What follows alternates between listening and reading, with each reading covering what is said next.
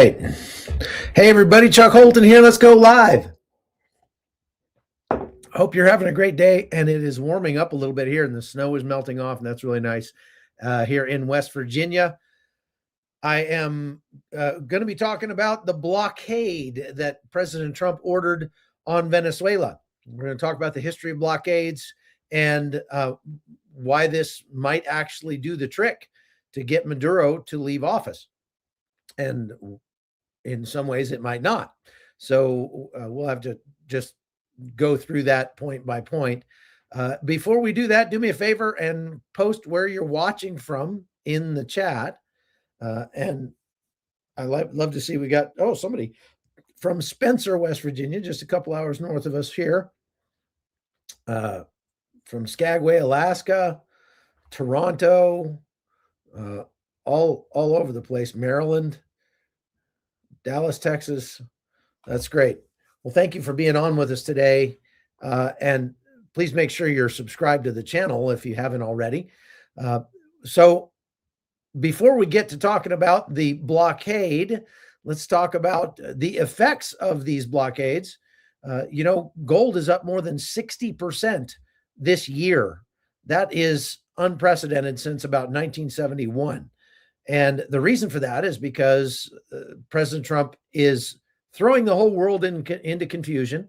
In some ways, that's a good thing. In some ways, it's not. But since he is doing that, the price of gold climbs a wall of worry. It goes up as people are worried about the future. And if 2025 is any indication, 2026 is going to be lit.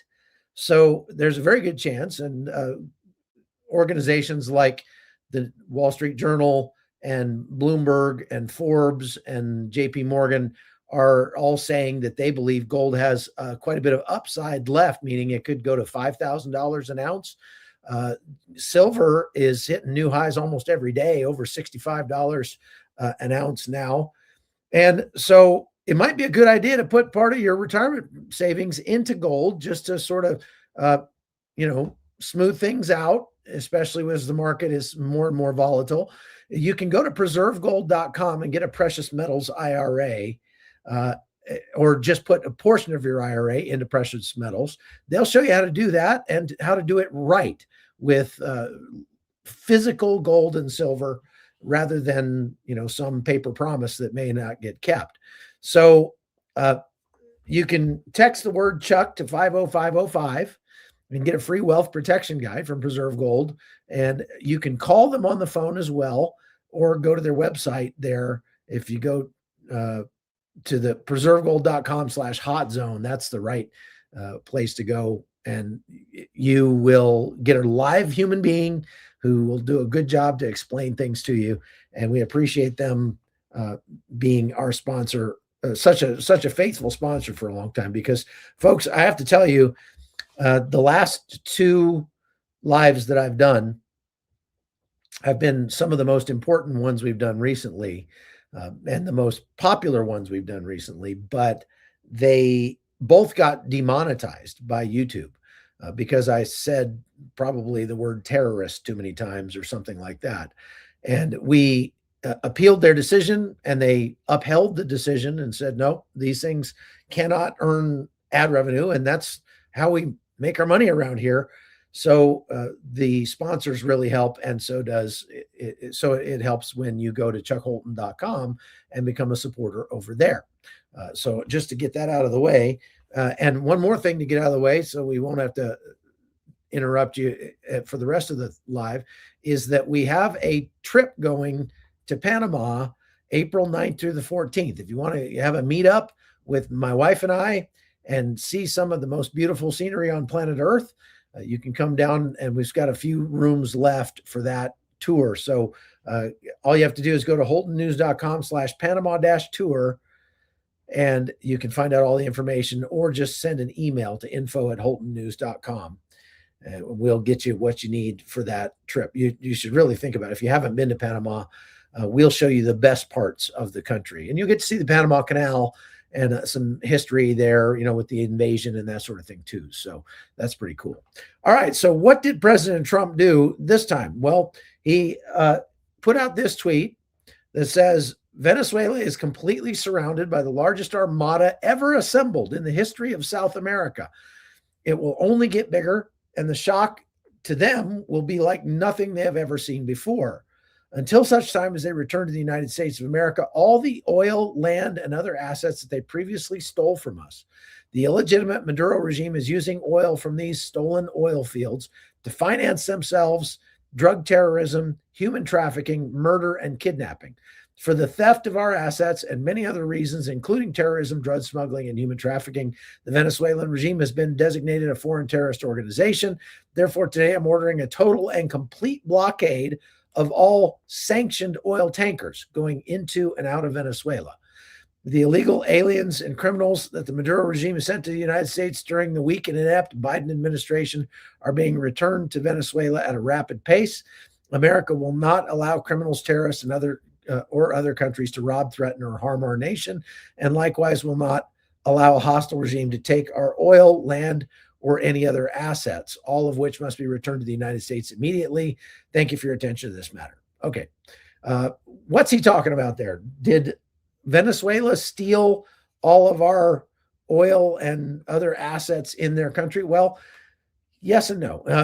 Back in 2005, when Hugo Chavez took over, or changed the country to a socialist regime, they nationalized a lot of the oil fields and things like that, which at that time were being managed and run very profitably by American companies like Chevron and Mobil and Texaco and companies like that. They nationalized all those things and said, no, these belong to the government now. Since then, it's been a steady downhill slide. And that's one of the reasons why Venezuela has sanctions put on it, because they just confiscated all of that infrastructure, the buildings, the land that we had, built things on, and other assets at that time. So he's been building up forces around Venezuela for a couple of months now. And everybody kind of wondered what he was doing. Is he going to attack or what? Well, now it looks like his plan is to blockade Venezuela after taking over that one very large crude carrier. What was that, last week? I guess they did that. So will this work is the question. And let's just take a look here, because there are a lot, and I mean a lot, of oil tankers in the area. Okay, so this is a website you can go to that will show you all of the ships in the world that are squawking on their AIS, their system that allows. I'm trying to get over to that map. I'm going to close this part. Okay, so this is called marinetraffic.com. And you see here the coast of Venezuela. All of these red ships are, I've filtered for only the tankers that are in that area. There's a lot.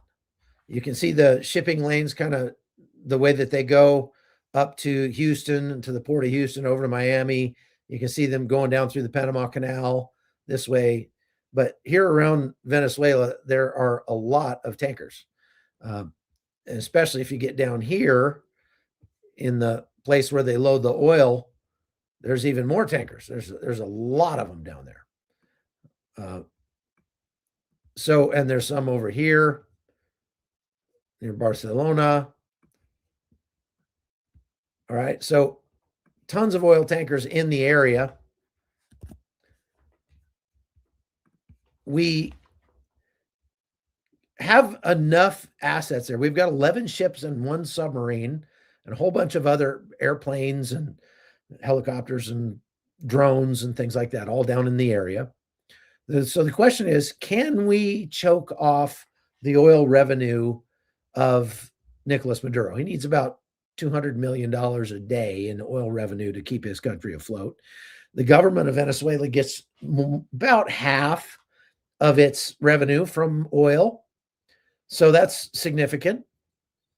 And the United States does have the assets in the region that it needs if it wants to keep an eye on the oil tankers that are coming and going from Venezuela. We can certainly do that with the satellites and the drones and aircraft and things that we have, so we can watch these things. The real question is, do we have the assets to intercept them? And I think the answer is no. I think that now we also need to make a distinction here, because when President Trump announced a complete and total blockade, you notice that he put a caveat on that immediately. So I'm going to take this off and we'll put this back up. His caveat was right there on the, let's see.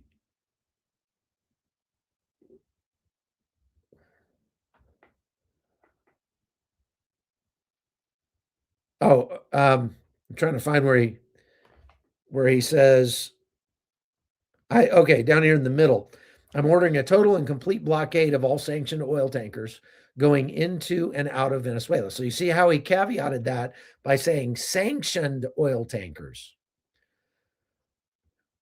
And in reality, the majority of the tankers that we see on this map are not sanctioned.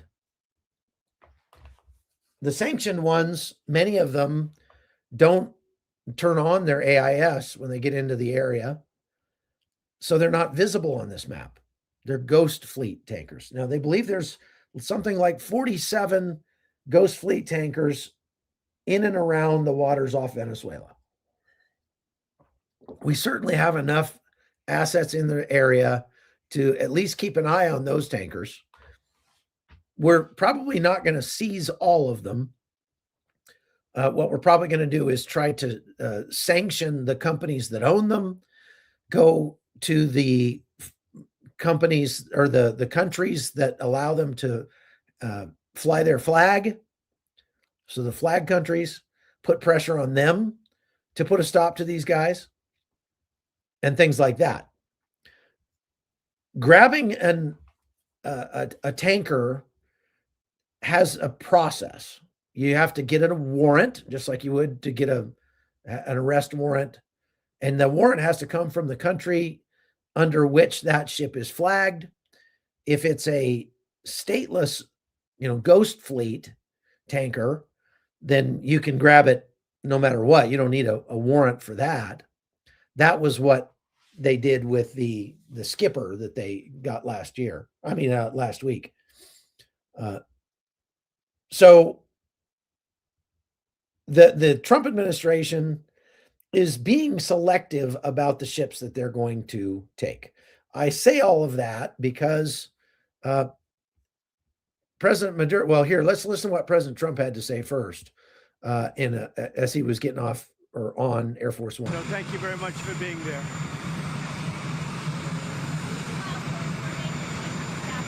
Yeah, she's doing a great job.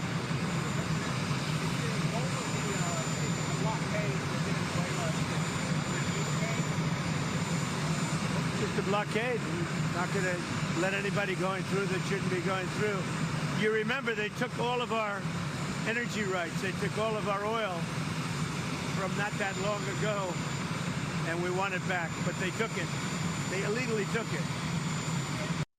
Okay, so now he's really beating the drum about this theft, he calls it, where Venezuela socialized all of our, took away all the contracts we had. I mean, obviously, this oil belongs to Venezuela. This oil is, should benefit Venezuela. So it wasn't like we had stolen their oil. We just had received contracts, and Shell and Mobil and Exxon, they had paid billions of dollars to Venezuela for the rights to extract their oil.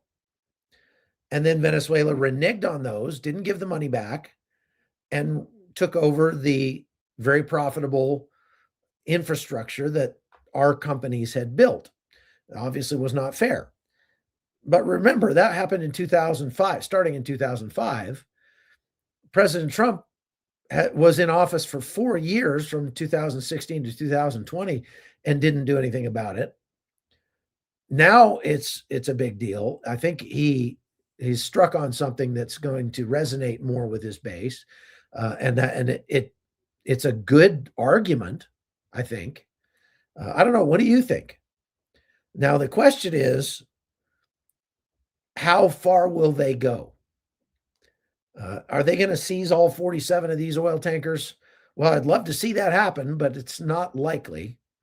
They'll probably seize a couple more. But in response, Nicolás Maduro ordered the Navy of Venezuela to start escorting ships in and out of their ports, so that, basically he's escalating and daring the United States to get into an armed conflict with his Navy. Now, obviously, we could sink his entire Navy in an afternoon. That wouldn't be a problem. Sinking it wouldn't be a problem, but having sunk it would cause problems for the United States on the world stage, much bigger problems. There'd be a lot of, opprobrium aimed at the U.S. if we did that. So the thing that they're not telling you in the news about that, though, is that Venezuela is only escorting ships that are not sanctioned. So they're not ships the United States would have gone after anyway.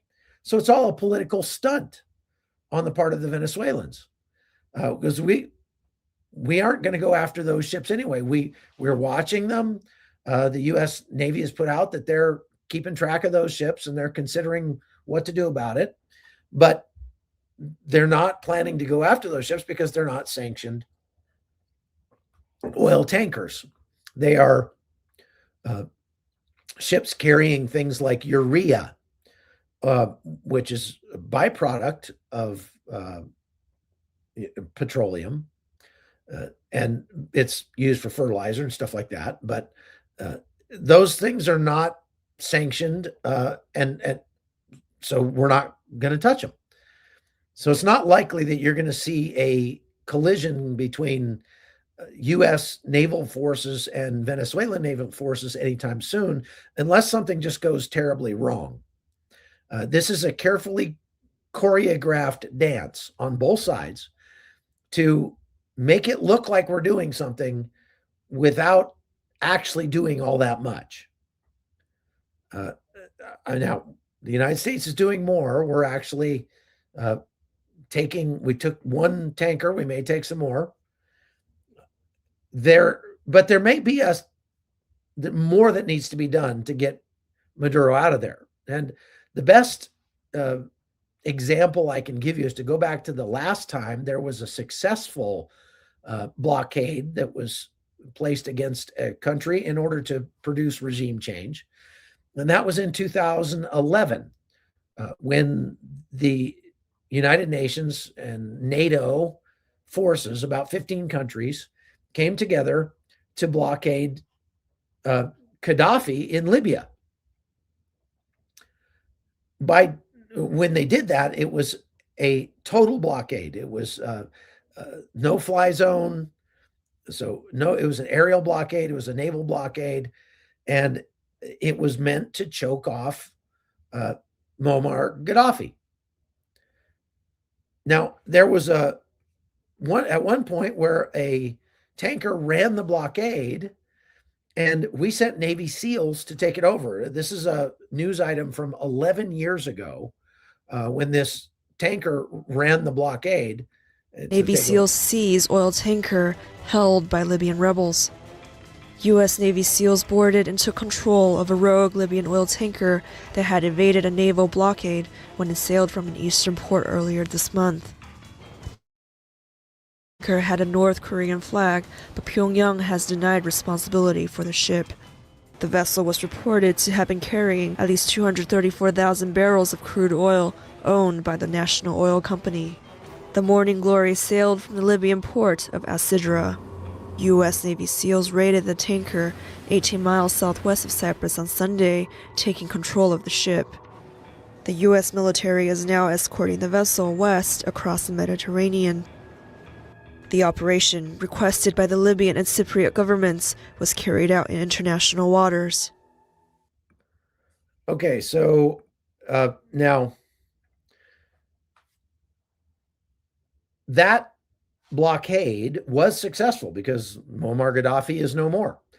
We didn't get him just to step down. He was actually torn limb from limb by his own people. And I believe that same thing might happen to Nicolás Maduro if he's not careful, because there are a lot, and I mean a lot of people in Venezuela who would love to see Maduro gone, and not just gone, but see him pay for the misery that he has caused their country. He surrounds himself with people who love him, and there are some of those, but it's not going to be pretty for him if he ends up getting yanked out of a drain pipe like Gaddafi was and beat to death. That could happen. However, there are some distinct differences between the blockade that we have at the moment against Venezuela and the blockade that happened back in 2011 against Muammar Gaddafi. The difference is that blockade had buy-in from the world body. So the United Nations and NATO were behind it. It was actually led by the UK and France. The US joined it, but it was led by them. There were, as I said, 15 nations involved. It was an aerial blockade. It was a naval blockade. We were stopping everything from leaving that country. We've not gone that far with Venezuela yet. We would have to send troops into Colombia or Venezuela on the border to stop products from going out that direction. We'd have to bring in our planes and enforce a no-fly zone over Venezuela and really choke them off economically to the point where Nicolás Maduro had to step down. The pressure that we are ramping up on Venezuela is having an effect. And Maduro has for weeks now been quietly negotiating behind the scenes to step down in return for certain conditions, like his family and friends all get to go with him. He gets to take a couple $100 million with him. He gets to go to someplace like Belarus or Cuba. Belarus, I think we'd be okay with. Cuba, we would not. So all of that to say that the pressure is having an effect, and we'll have to see whether ramping up that pressure through this blockade will actually result in Maduro stepping down. Okay. Now, President Trump trolled the media really hard yesterday, and it was beautiful to watch. He announced that they were going to have an important announcement from the White House last night. And at the same time he announced that, reportedly, he had a bunch of Air Force aircraft taking off from the United States and heading down towards the South. And so everybody put two and two together. The media immediately started saying Trump's about to announce an invasion of Venezuela. Here it goes. We're going to kick this thing off. Then President Trump, when he finally came on the air, was standing in the White House surrounded by Christmas memorabilia and stuff. And he just basically gave a State of the Union speech talking about all of his triumphs in the past year. and repeated all the same tired talking points about ending 8 wars and things like that. So as I say, some of those are political talking points. They're not, they don't have the benefit of being true, but it is what it is. But so he made everybody tune into this thing thinking it was going to be about Venezuela, and then it turned out to be President Trump tooting his own horn for an hour. I'll play you just a small snippet of that where he was talking about Venezuela. In a few short months, we went from worst to best. He's talking about immigration. Deporting criminals, restoring safety to our most dangerous cities. Just take a look at Washington, D.C. It's talking about the National Guard being safety deployed that we've never seen before. And they decimated the bloodthirsty foreign drug cartels. We did that all by ourselves with our people, and we're so proud of it because they were poisoning and destroying our population. Drugs brought in by ocean and by sea are now down 94%. So that's a interesting number. He's got 94% there that they're down. That's not drugs coming into the United States. That's just drugs coming by sea. And in fact, the Department of War announced that they had struck yet another vessel yesterday, and they've got video of that vessel going up in flames. Obviously not a fishing boat. They don't make fishing boats like that. And that thing experienced a sudden rapid disassembly there, somehow spontaneously combusted as it was going across the ocean. That brings the death total to nearly 100 people now that the Department of War claims to have killed in these strikes. Of course, the Democrats are losing their minds and setting their hair on fire over all these strikes. Most American citizens are like, yeah, get some. But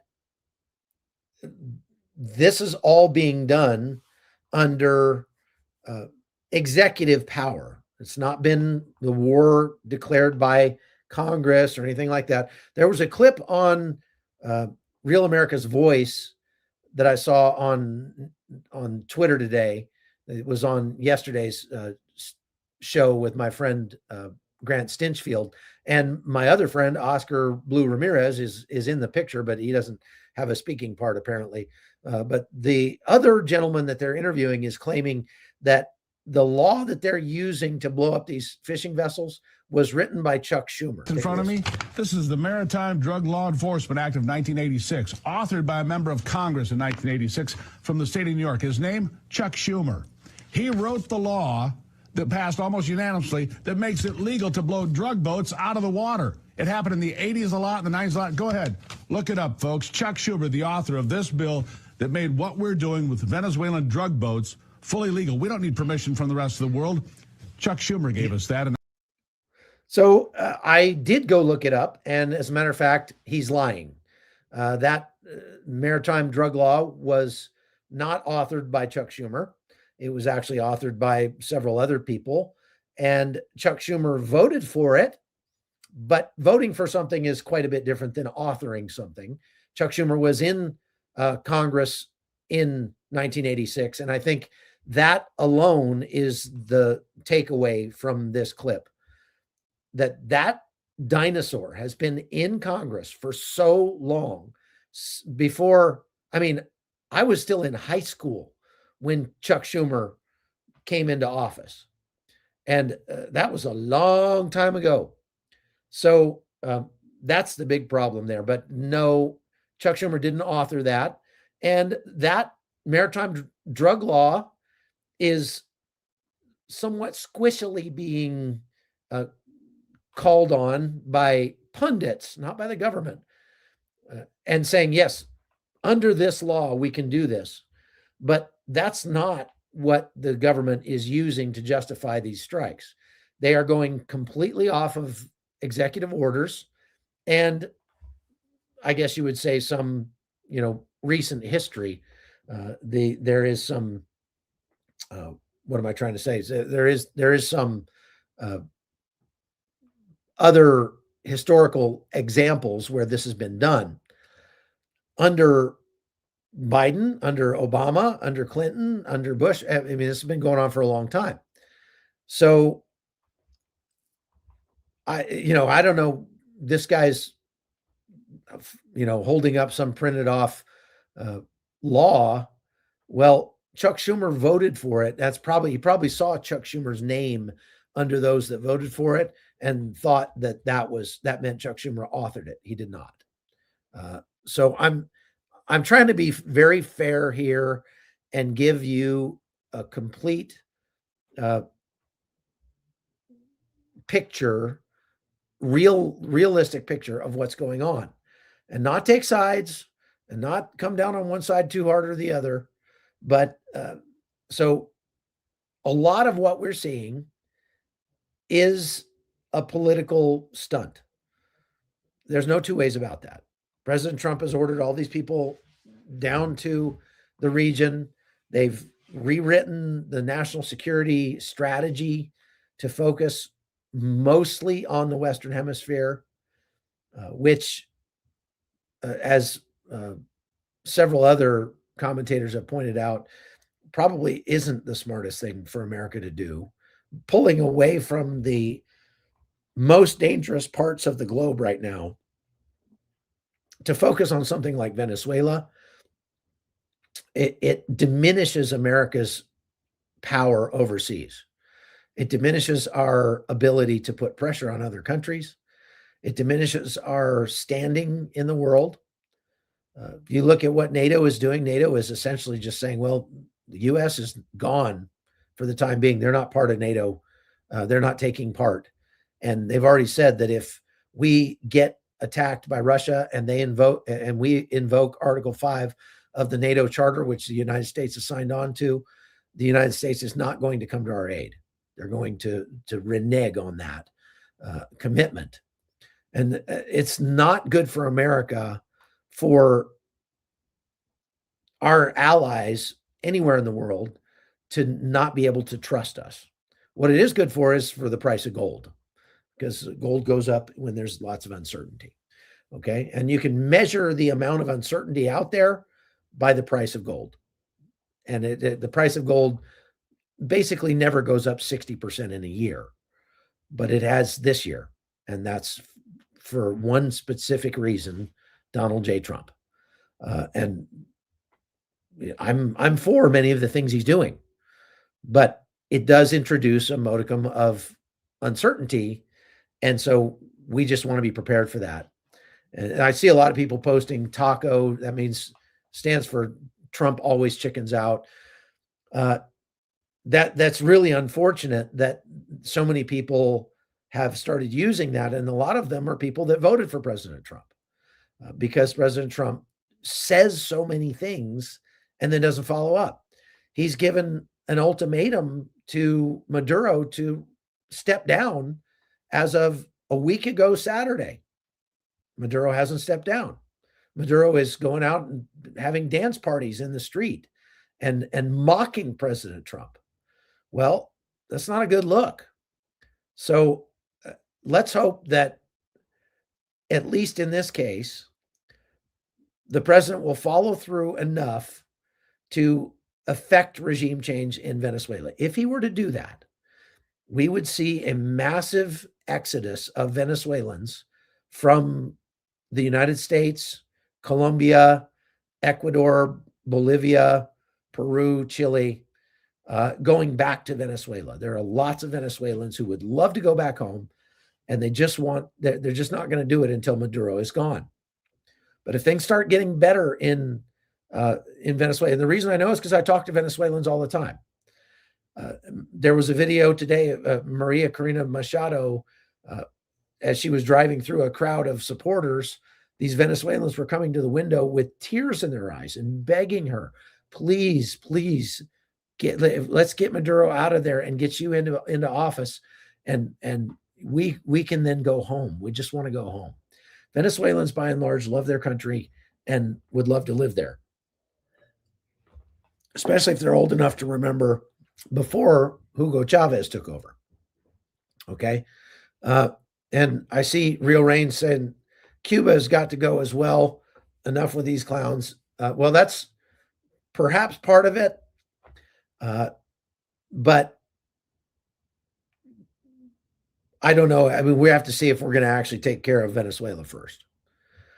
And I think that our Secretary of State, Marco Rubio, is seeing Venezuela as a stepping stone to overthrowing the regime in Cuba, because, as you know, he's from Cuba.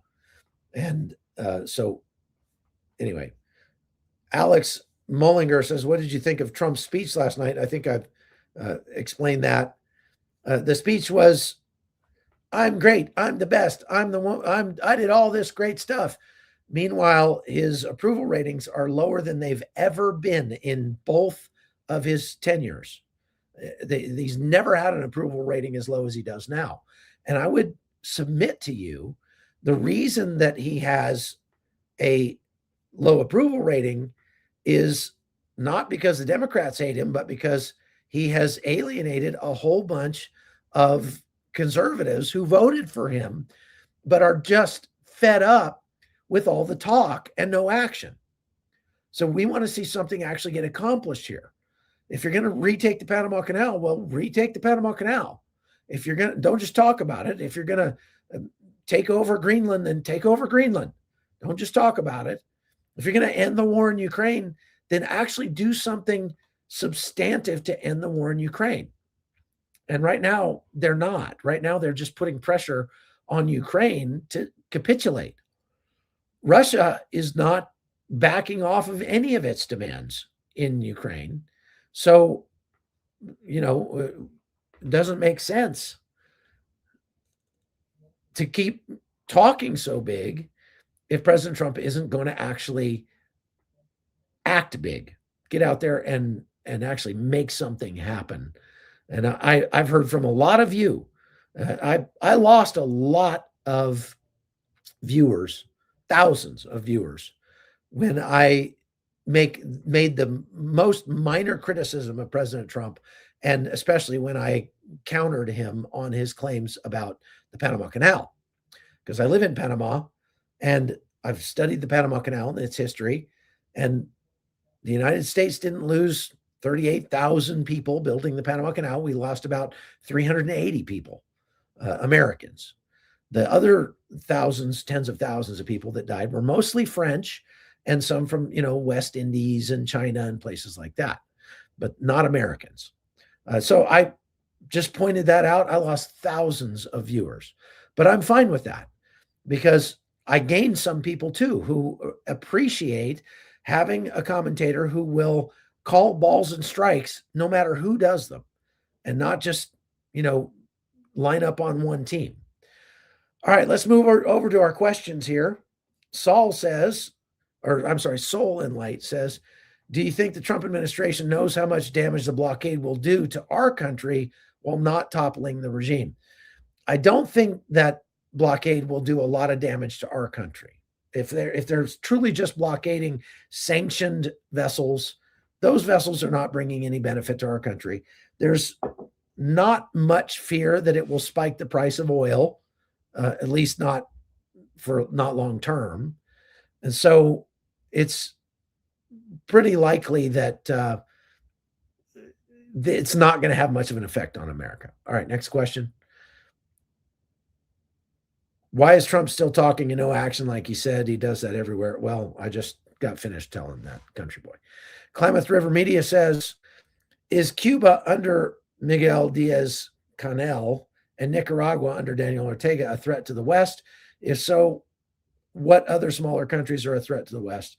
Well, in the Western Hemisphere, Cuba, Venezuela, and Nicaragua are the communist countries. Other countries are less communist, not as much of a big deal, like Costa Rica, for example.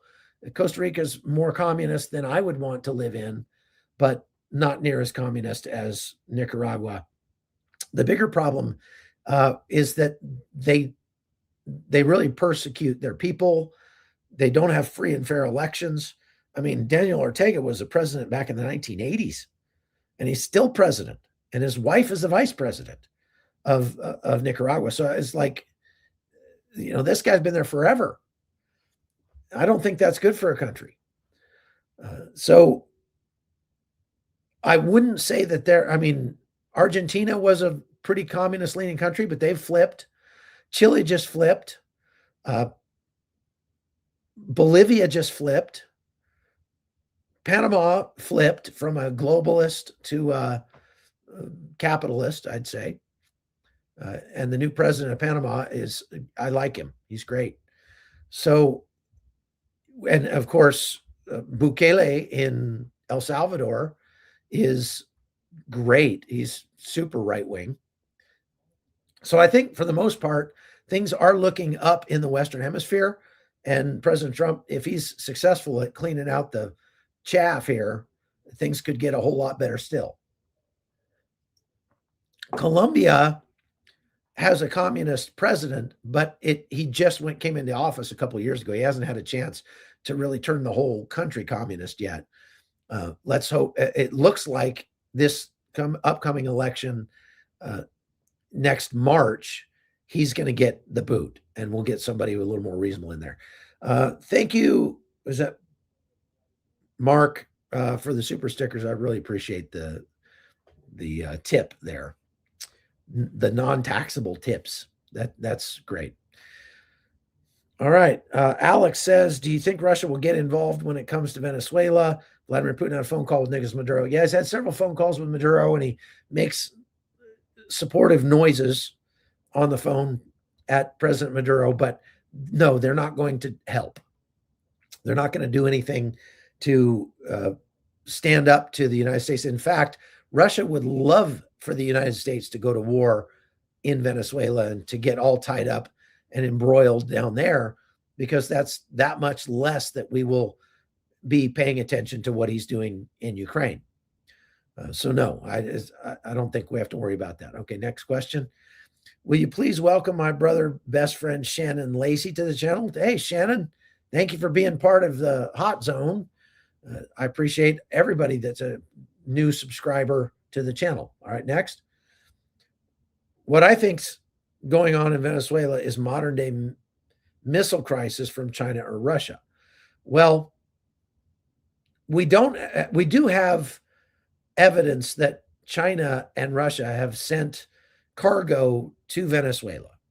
I've pointed out before that most likely what that is they're sending some of their highest tech stuff to Venezuela to ostensibly help Venezuela defend against the United States. But what they really want to do is they want to use Venezuela like we are using Ukraine.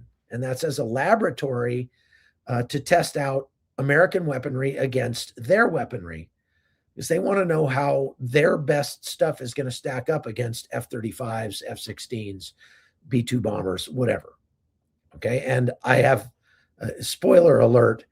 It won't. They're not going to be satisfied with that.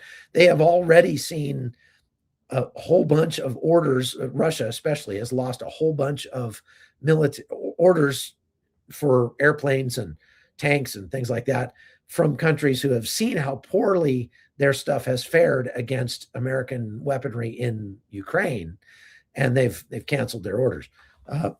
Also, the Russians have been putting armed mercenaries on their oil tankers as the Ghost Fleet tankers, as they ply the waters of the Baltics and things like that, to try to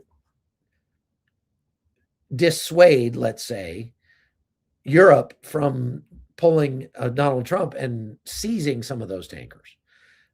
And so that's an escalation as well, because you're not supposed to have armed people on those tankers or on ships that are going into ports around the world. So that's something to keep an eye on too. Okay, next question. Do you think the strikes on drug boats in the Caribbean a war crime? No, I don't think they're a war crime. I'm perfectly fine with them blowing up drug boats. And remember, they've got a lot more intel on that than we do. So I believe that they know for sure that these guys are bad guys. And I believe that there are people who really need to experience a sudden rapid disassembly like that. All right. Jesus Loves You says, do you think if we attack Venezuela, China will attack America?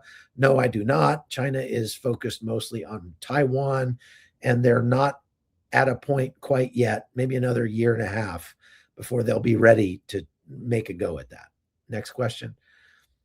I think no country should take money from USA companies and their physical structures they built there. That is what Cuba did to us. China will do the same. Yeah, Russia's done it as well.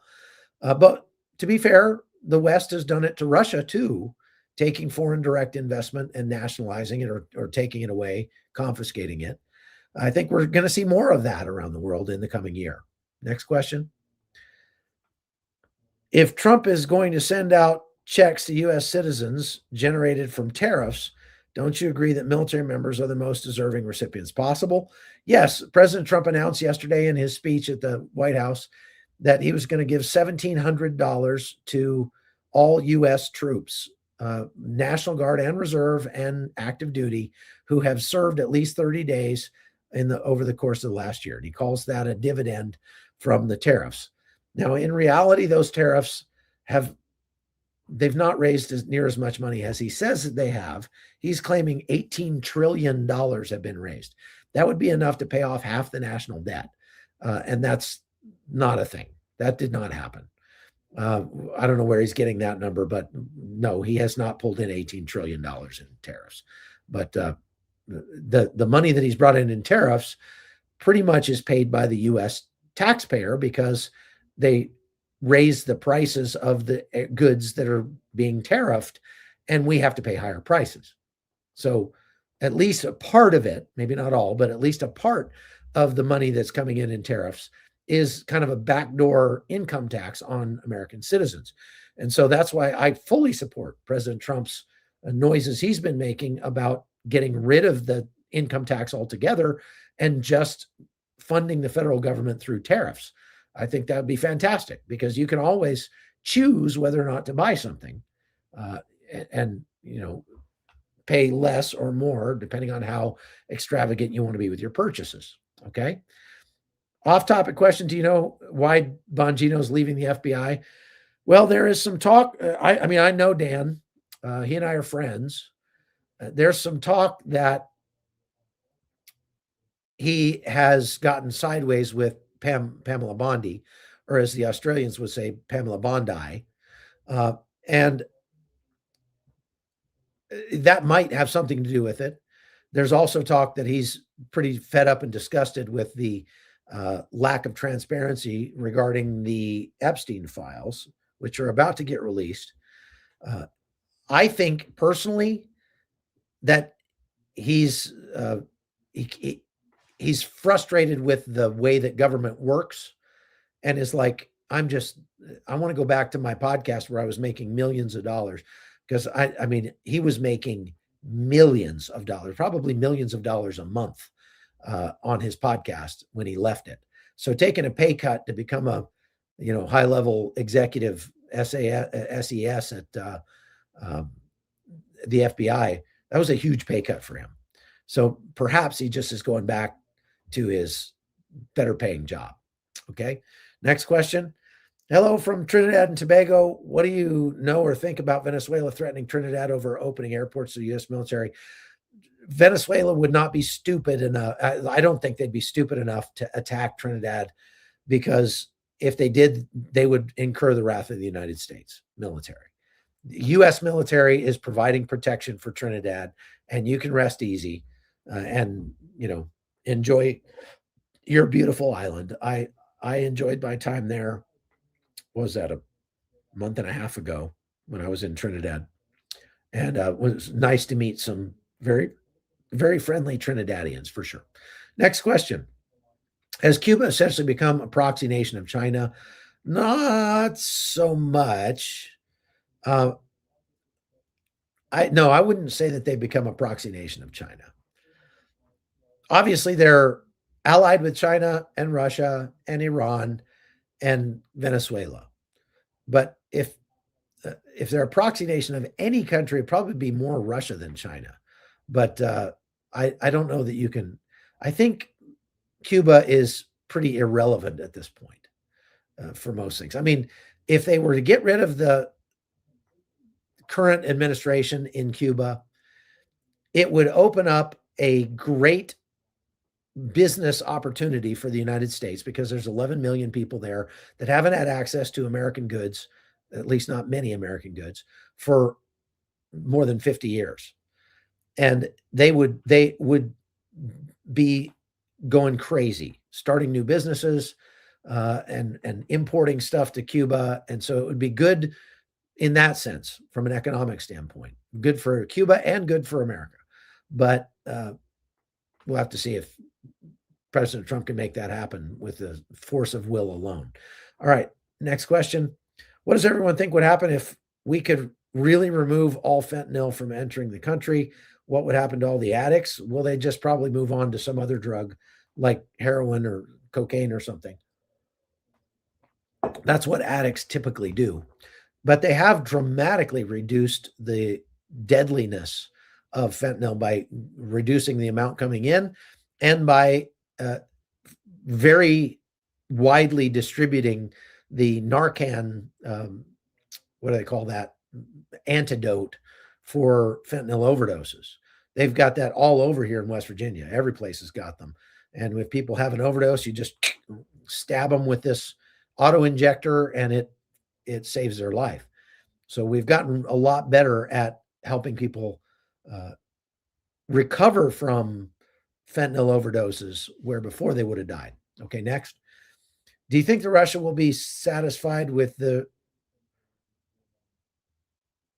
regaining Kyiv and does not have aspirations for greater Europe? No, they're not going to be satisfied with just taking Kyiv, and they're not going to take Kyiv.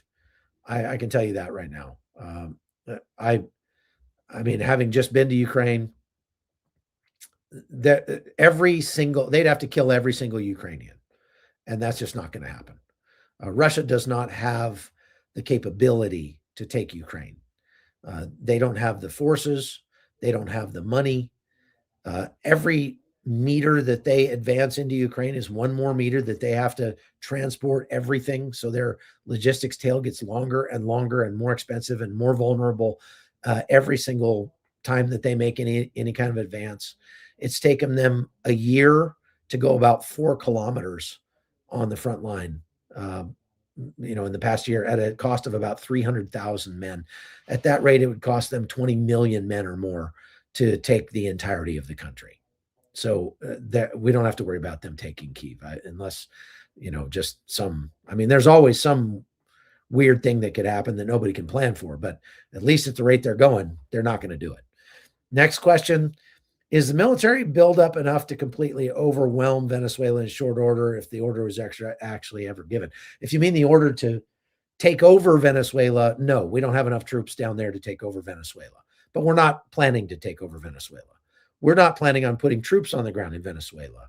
What we're planning to do is sort of strangle Venezuela by this blockade and things like that, and then hope that that's enough to get Maduro out of there.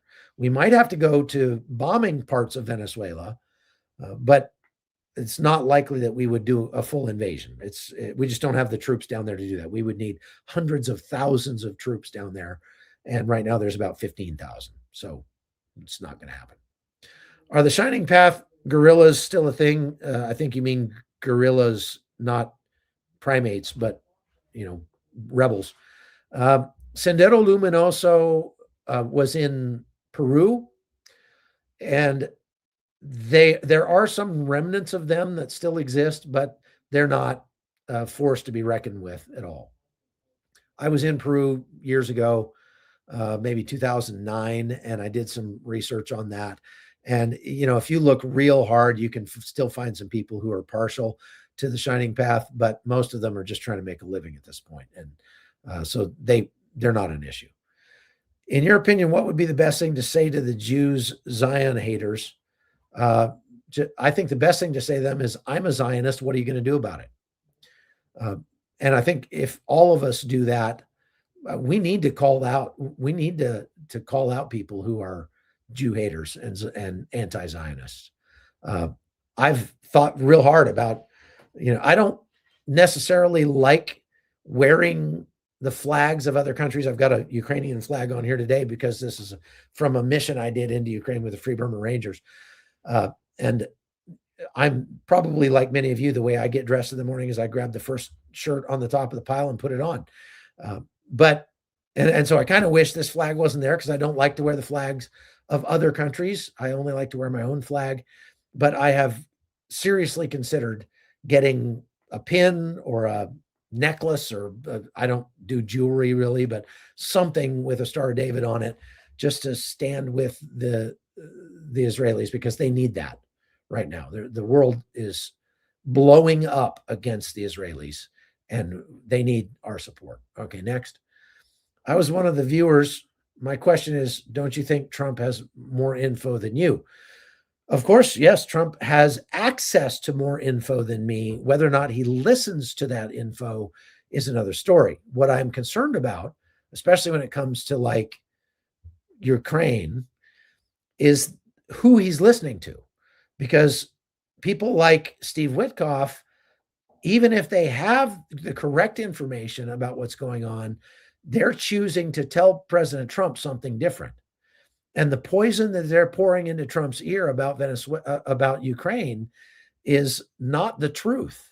They're spouting Russian propaganda at President Trump. So I fear that President Trump has surrounded himself with yes men who are either afraid to tell him the truth, or they're telling him lies because they have their own agenda, business or otherwise.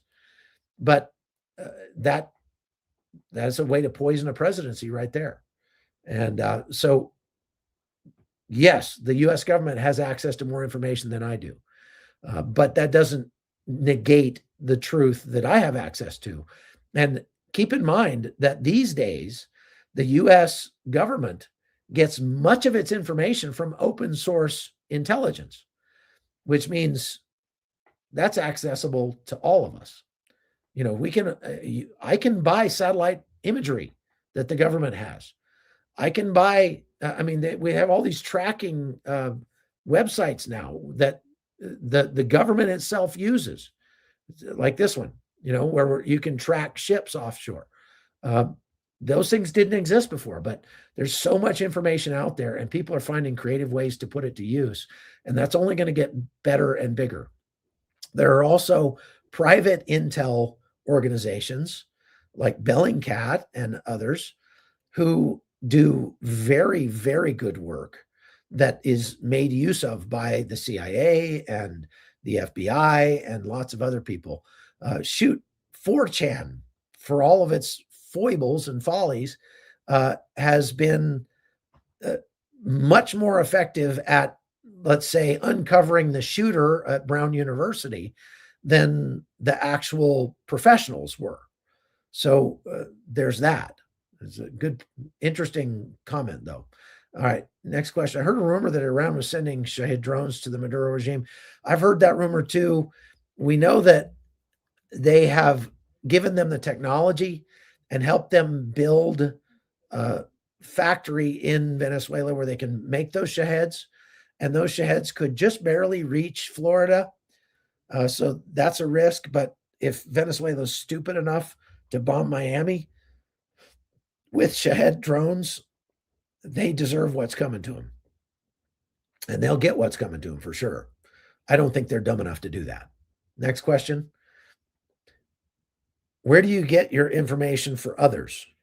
Well, I just mentioned some of the open source intelligence that I am party to. A lot of the intelligence that I get, that I bring to you, comes from people on the ground in the places that I'm talking about. So I correspond almost daily with the sources that I have in Syria and in Ukraine and in Burma and in Israel and, all sorts of places. I've been doing this job for more than 23 years. And so I have a very deep Rolodex. And so if I have a question about whether or not something's true, I can pick up the phone and call somebody that's where it's happening and find out. All right, next question. Could Trump be going after Venezuela because of the elections? I don't think so. I mean, I've heard that Venezuela has something to do with, he believes, rigging the 2020 election. I don't think that's a big portion of why he's going after them. It certainly might factor into it, but the bigger issue is that we want to keep Russia and China and Iran from having a foothold in the Western Hemisphere. Next question. I believe that many nations would see Trump's blockade as an act of war. Yes, many nations would see it as an act of war. Venezuela has appealed to the UN Security Council and invoked Article 51, which is the article that gives countries the right of self-defense because of this blockade. But there is in the international law of war under the UN, there is a article that refers to blockades as an act of aggression. I don't think we really care because we don't care what the UN thinks anyway. Next question. Is Trinidad in danger of Venezuelan attack? No, I don't think so. Next question. Do you think Pam Bondi needs to be replaced as Attorney General? I spend most of my time researching things outside the U.S., and so I don't think I can intelligently comment on that. I mean, the only problem I have with Pam Bondi is that she has ties back to Qatar. She used to work for an agency, like an ad agency, that was doing trying to lobby Congress, and was getting lots and lots and lots and lots of money from Qatar.